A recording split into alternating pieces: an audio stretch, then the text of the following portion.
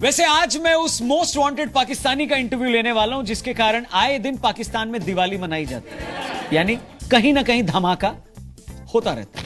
ये इंटरव्यू शुरू करने से पहले मैं दर्शकों से कहना चाहूंगा कि आप प्लीज ताली थोड़ा कम बजाएं और अगर चाहें तो मन ही मन गाली थोड़ी ज्यादा दे सकते हैं, मुझे नहीं, इस इंसान को जिससे मैं बात करने वाला हूं। तो बातचीत शुरू करते हैं आतंकी संगठन जमात उद दावा के चीफ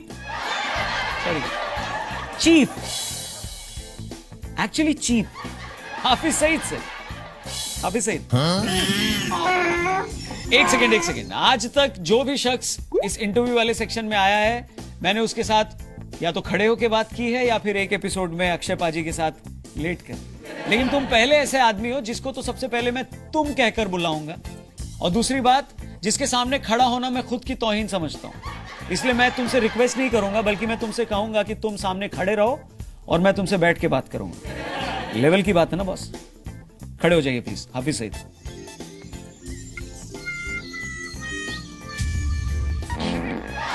वैसे हाफिज सईद, एक बात तो तुम जानते ही हो कि हिंदुस्तान का तुम्हारे मुल्क पाकिस्तान पर एहसान है, बेपनाह एहसान है। बिल्कुल एहसान है, वरना तुम्हारी हालत वैसी होती जैसे कि धोबी का डॉगी, न घर का न घाट का। वैसे इस वक्त तुम कहां हो? आज हम फैसलाबाद के धोबी घाट में जमा हैं। खड़े भी धोबी घाट पे ही हो, देखो क्या बात है। वैसे तुमने तो सपने में भी नहीं सोचा होगा ना कि हिंदुस्तान के इतने बड़े चैनल पर तुम्हें इतना फुटेज मिलेगा। क्यों?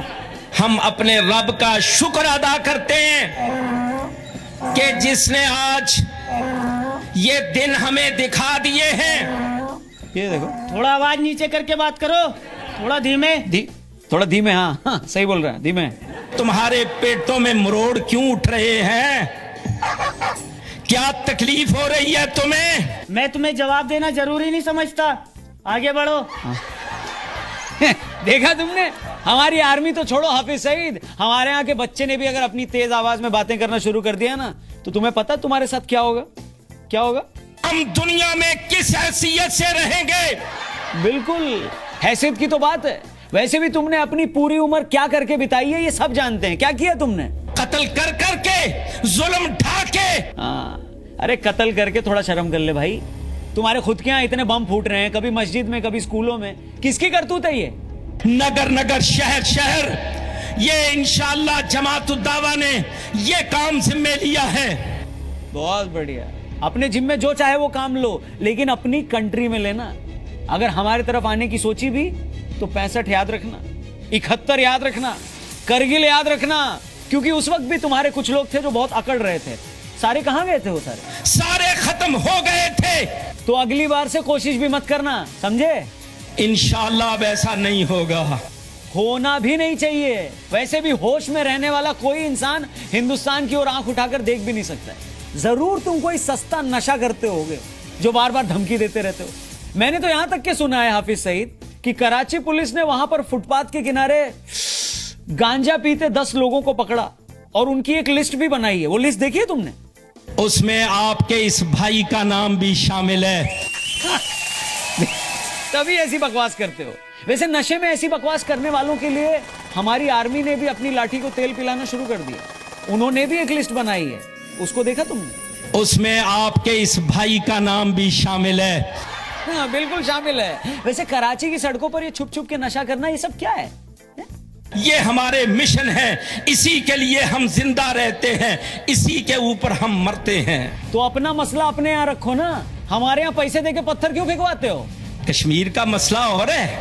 क्या है कश्मीर का मसला है? कश्मीर पाकिस्तान बन के रहेगा इंशाअल्लाह। अच्छा, तुमने फिर से गांजा ले लिया?